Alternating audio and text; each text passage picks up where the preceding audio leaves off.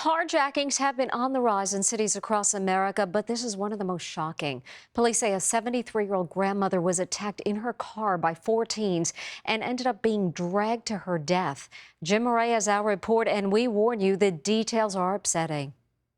3 teens stroll down a street. They're casing a car, and what they do next is utterly horrific. Watch as they circle back. This time, 2 teens yank open the doors of the silver Nissan. The driver is still at the wheel. She's a 73-year-old lady, Linda Frickey, a grandmother of 4. She's leaving her job at an insurance company in New Orleans when she was carjacked. This part of the attack will shock you.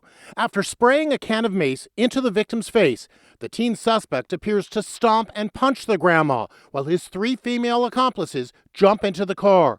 Seconds later, one girl hops out, but the driver takes off with Linda still inside. What happens next is just too disturbing to show. Police say the grandma was tangled in her seatbelt as the teen sped off, and Linda was dragged for an entire block. Her arm was actually severed. She died at the scene. Ginny Lynn Griffin is Linda's heartbroken sister. For them to brutally, start beating on her, mace her, pull her out the car, just could not believe that Linda was murdered. Sister-in-law Kathy Richard is reeling. It's just so deliberate, cruel. Happy birthday, dear Mama.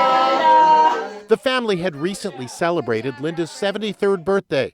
They had no idea it would be the last for this woman who was so dearly loved. I can't even imagine watching the video when you don't know this person. This is your beloved sister. I just fell to the ground crying. I wish I could have helped my sister. I just wish I would have been there.